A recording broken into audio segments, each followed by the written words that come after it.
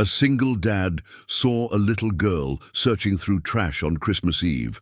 What he discovered about her story left him completely stunned.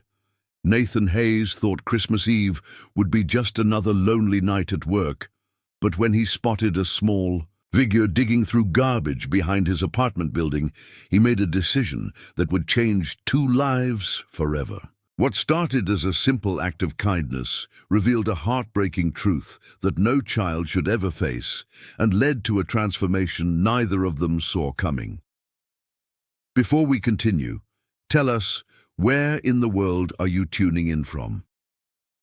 We love seeing how far our stories travel. The bitter December wind cut through the night air like a knife.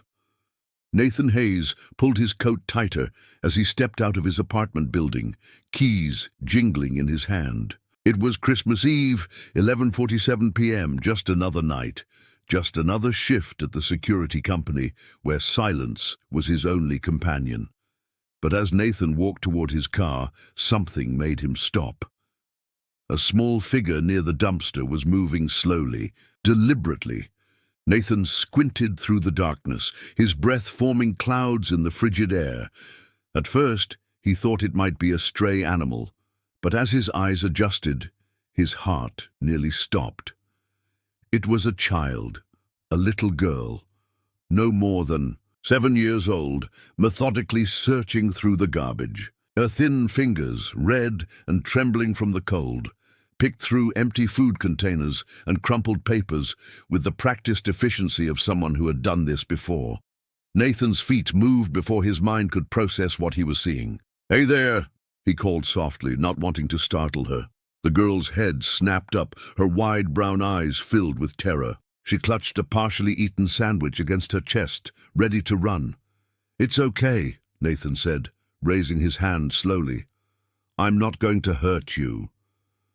The girl remained frozen, studying his face with the weariness of someone much older than her years. She wore a tattered purple jacket that swallowed her small frame, and her dark hair hung in tangled strands around her pale, hollow cheeks.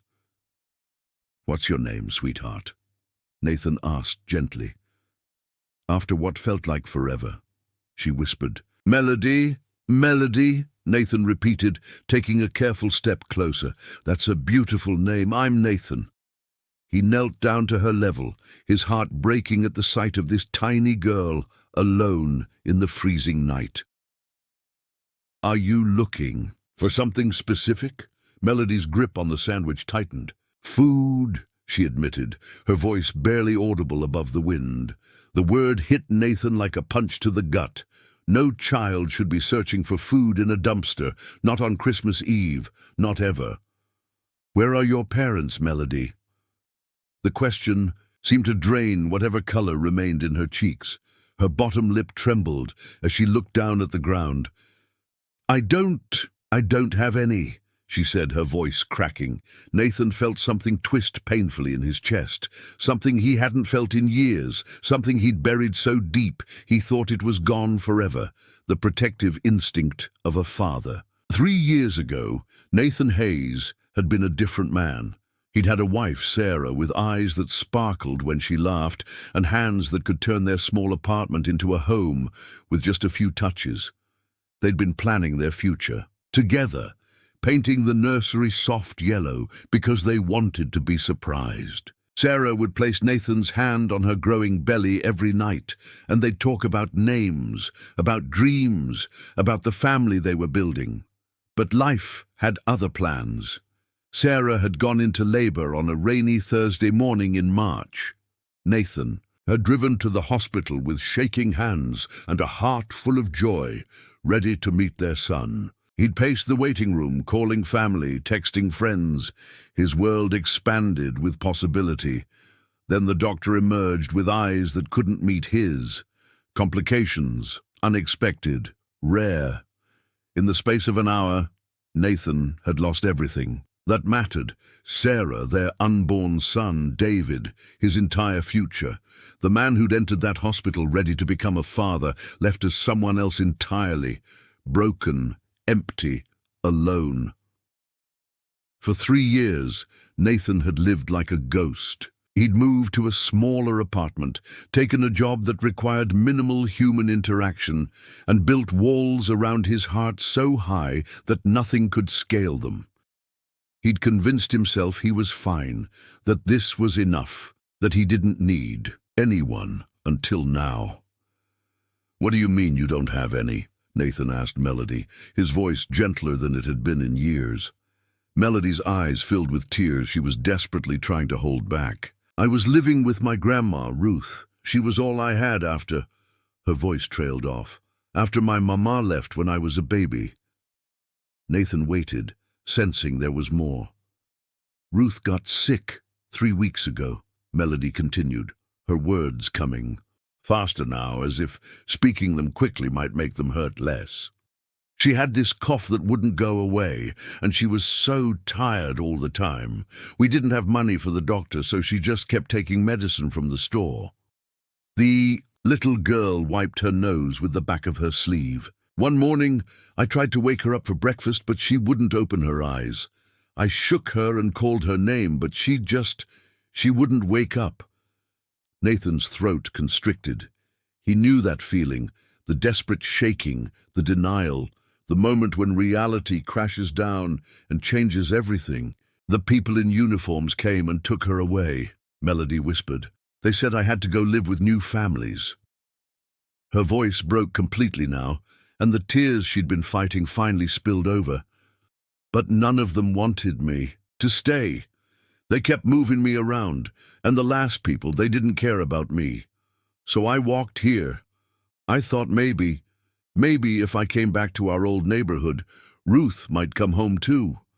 Nathan felt tears burning behind his own eyes. This child had been bounced around the system like she was nothing more than paperwork. Forgotten, abandoned, left to survive on scraps and hope, just like he'd felt after Sarah died, except she was 7 years old. "Melody," Nathan said, his voice thick with emotion. "How long have you been out here?" 2 days, she admitted. "I've been sleeping in the basement of that apartment complex next door. There's a broken window I can fit through."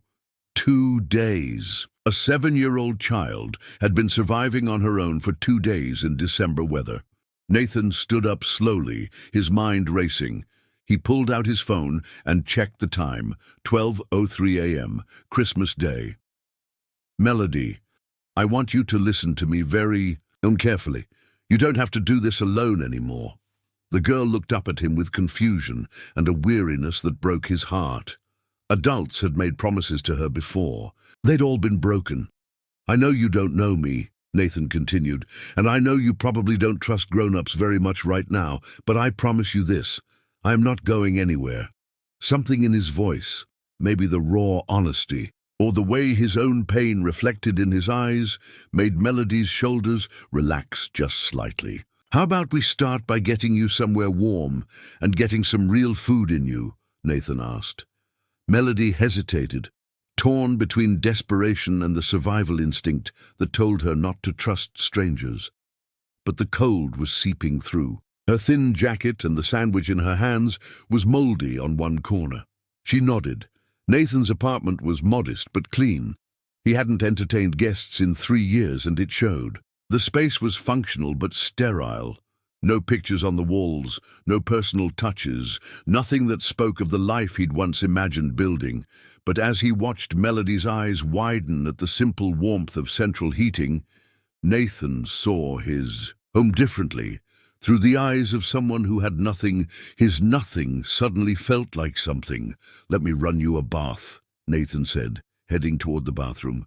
"You must be frozen." As the tub filled with hot water, Nathan gathered some of his smaller clothes for Melody to wear, a t-shirt that would be like a dress on her, clean socks, sweatpants with a drawstring that could be tightened, while Melody soaked in the warm water, probably the first bath she'd had in days. Nathan heated up leftover soup and made grilled cheese sandwiches, simple food, but warm and filling. When Melody emerged from the bathroom, swimming in Nathan's clothes, her hair clean and her cheeks pink from the hot water, she looked like a completely different child, still thin, still weary, but human again. She ate quietly, carefully, as if she was afraid the food might disappear. Nathan watched her methodical bites and realized she was trying to make it last. "There's more," he said gently. "You can have as much as you want." Melody's eyes filled with tears again. "Really?" she asked. As she ate, Nathan's mind was working. He couldn't just let her go back to the system that had failed her so completely, but he also couldn't just keep her without going through proper channels. He thought about Sarah, about the nursery they'd painted, about the dreams they'd had of caring for a child. Maybe this was why he'd survived when she hadn't. Maybe this was his second chance at the family he'd lost. That night, as Melody slept fitfully on Nathan's couch, he made phone calls. He contacted the Department of Children and Family Services, explained the situation, and requested information about emergency guardianship procedures. He called his supervisor to request time off. He reached out to Mitchell, a lawyer friend from his past life, despite the late hour. Mitchell answered on the third ring, his voice groggy with sleep. "Nathan, is everything okay? It's Christmas." "Morning, man. Mitch, I need your help," Nathan said. And for the first time in 3 years, he meant it. As Nathan explained the situation, he watched Melody toss and turn on the couch. Even in sleep, she couldn't find peace. Her small face was creased with worry, her hands clutching the blanket like a lifeline. "This is going to be personally responsible for her care. But I'm not letting her go back to a system that let her down like this." Over the next few weeks, Nathan threw himself into the process with the same intensity he'd once reserved for avoiding life altogether. He attended every meeting, filled out every form, and submitted to every background check and psychological evaluation the system required. He took parenting classes and attended therapy sessions designed to assess his readiness to care for a child. Throughout it all, Melody remained in his care under emergency placement status. Nathan watched her begin to relax, to trust that he wouldn't disappear like everyone else had. But healing wasn't linear. Some nights, Melody would wake up screaming, from nightmares, reliving the morning she'd found Ruth unresponsive. Nathan would sit with her until the terror passed, holding her small hand and reminding her that she was safe. Other times, she would hoard food in her room, terrified that it would be taken away. Nathan would gently redistribute it to the kitchen, explaining again and again that there would always be more. There were moments when she would shut down completely, retreating into herself as if preparing for Nathan to abandon her too. During those times, Nathan would simply stay present, continuing their routines, showing her through actions rather than words that he was committed to staying. Nathan learned things he never thought he'd need to know. How to braid hair, how to help with homework, how to navigate a 7-year-old's complex emotions while processing his own grief and fear. But he also learned about joy again. The first time, Melody laughed, really laughed, at a silly joke Nathan made while cooking breakfast. He felt his heart remember what happiness could sound like.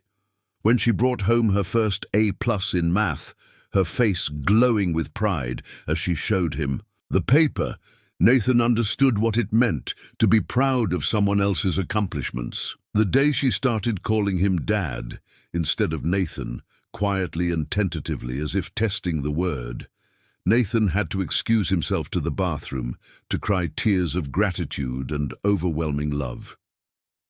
"Have you ever felt like you were meant to meet someone?" Nathan asked during one of his therapy sessions 6 months after finding Melody. Dr. Richards, the counselor assigned to evaluate Nathan's fitness as a parent, looked up from her notes. "What makes you feel that way?" she asked. Nathan considered the question. "Before I found Melody, I was just existing, going through the motions. I convinced myself I was fine, but I wasn't living. I was hiding." He paused, thinking about Sarah, about the life they'd planned that had been cut short. "When Sarah died, when we lost the baby, I thought that was it for me. I thought my chance at being a father died with them. But maybe this was always part of the plan. Maybe I needed to go through that loss to understand what Melody was feeling. Maybe I needed to know what it was like to have your whole world disappear so I could help her rebuild hers. Dr. Richards nodded thoughtfully. And how has caring for Melody affected your own healing process? Nathan smiled, a real smile that reached his eyes. She saved me. I thought I was rescuing her that night, but she was rescuing me too. She gave me a reason to live again, a purpose. He looked out the window where Melody was playing on the playground, visible from the office, her laughter carrying on the spring air. I was drowning in my grief, and I didn't even realize it until I had someone else to care for, someone who needed me to be strong. She made me want to be the man Sarah always believed I could be. If this story is touching your heart, let us know in the comments. Have you ever experienced a moment where helping someone else ended up healing you too? The courthouse was busier than Nathan had expected for a Tuesday morning. He sat in the hallway outside the family court, his leg bouncing with nervous energy.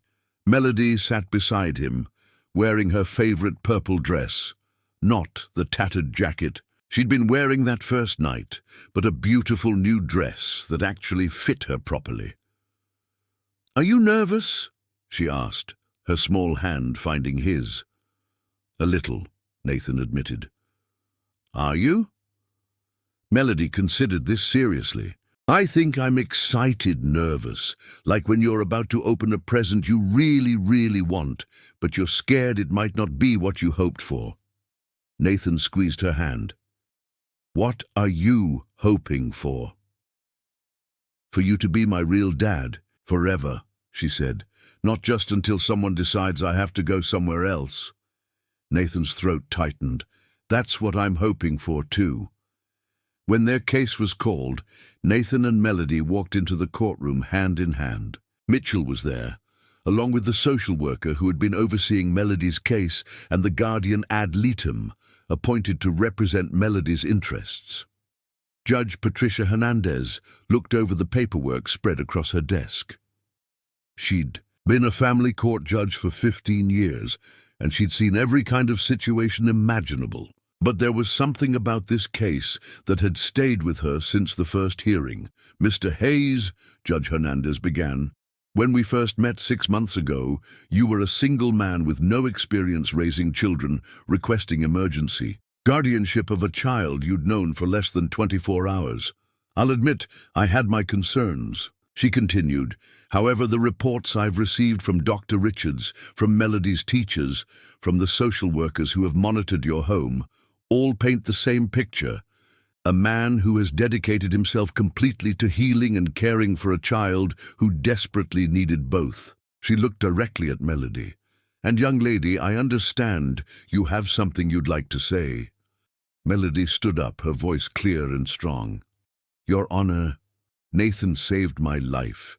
Not just that first night when I was cold and hungry, but every day since then. He helped me remember what it felt like to be safe. He teaches me things and helps me with my homework and braids my hair even when he does it crooked." A ripple of gentle laughter went through the courtroom. "He stays with me when I have bad dreams, and he always keeps his promises. I know he's my real dad because he chose me, and he keeps choosing me every single day."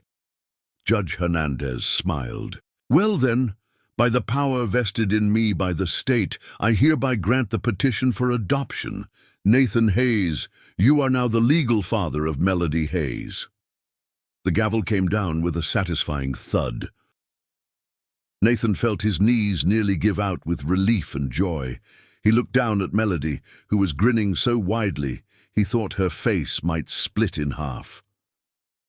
"We did it," she whispered.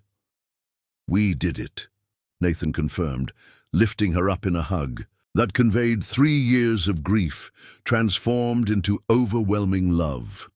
That evening, as they celebrated with takeout Chinese food in their living room, their tradition for special occasions, Melody presented Nathan with something she'd been working on in art therapy. It was a drawing of 2 people holding hands in front of a house with the words "My Family" written in careful letters across the top.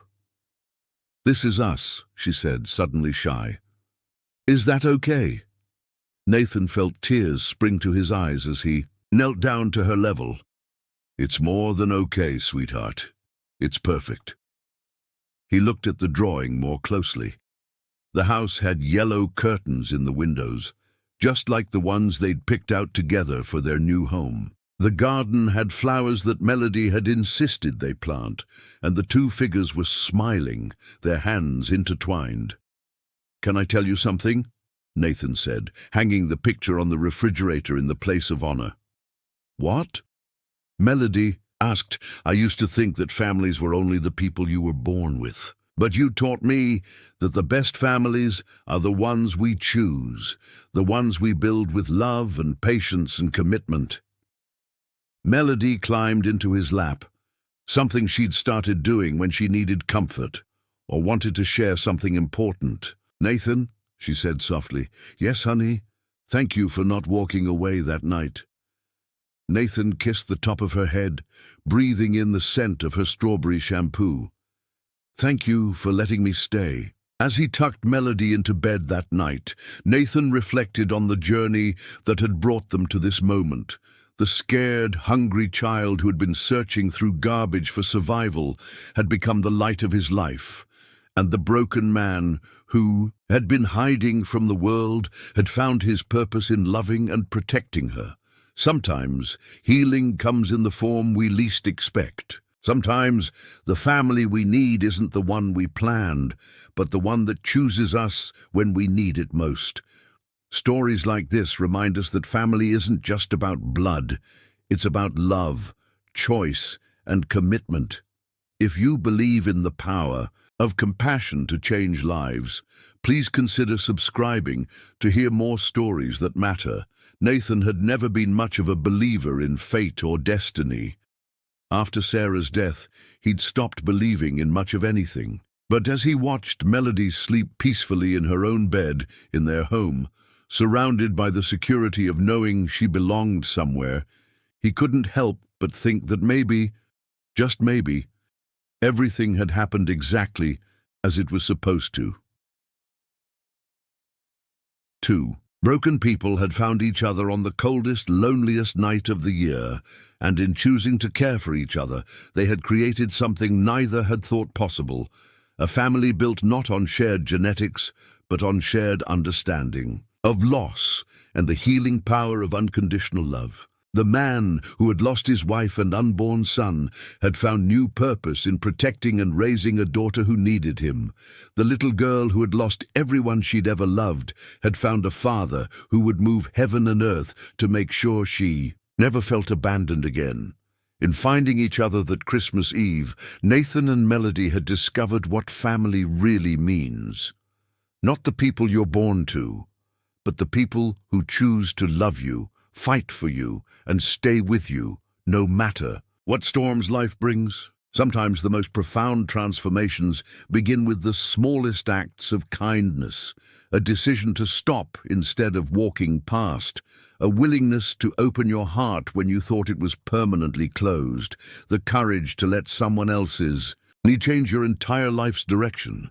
And sometimes, when you think you're saving someone else, you discover that they were actually saving you. Nathan Hayes had stepped out of his apartment building that Christmas Eve, thinking he was heading to another lonely night of work.